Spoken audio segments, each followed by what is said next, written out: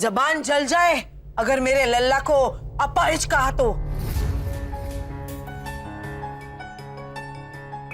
माँ जी, हमने सिर्फ अपाहिज बोला है तो आपको इतना बुरा लग गया? आप तो खुद उन्हें अपाहिज बना रही हैं माँ जी।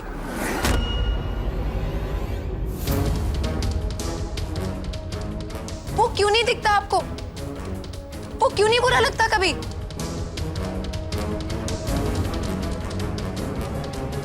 जी, ये क्या कह रही हैं आप?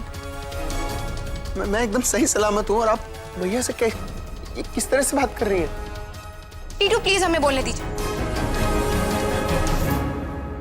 माँ जी, एक माँ अपने बच्चे को सिर्फ जन्म नहीं देती है, उसे पालती भी है। बच्चे को सही गलत का फर्क समझाना एक माँ का ही काम होता है।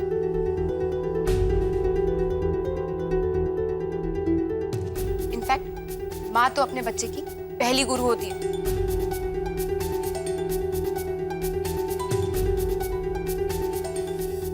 वो कहते हैं ना कि बच्चे की पहली चोरी पे अगर उसकी माँ ने उसे नहीं डांटा तो विधाता खुद उसकी कुंडली में चोर बनना लिख देते।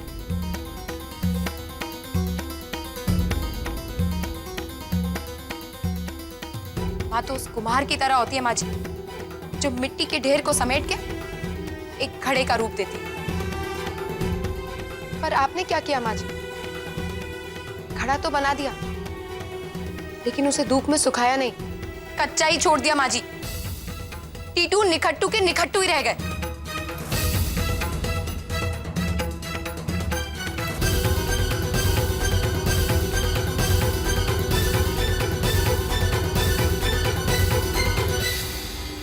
जी, प्लीज बस कीजिए।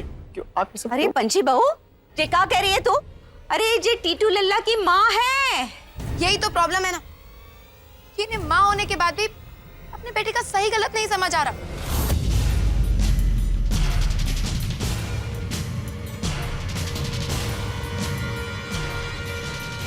और इसीलिए आज हमें ये सब कुछ बोलना पड़ रहा है। बचपन में जब इन्हें ट्रॉफी चाहिए थी तो अगर इनसे ये कहा गया होता कि बेटा ट्रॉफी चाहिए तो भागो, मेहनत करो, पसीना बहाओ, तब मिलेगी ट्रॉफी, तो ये मेहनत करते।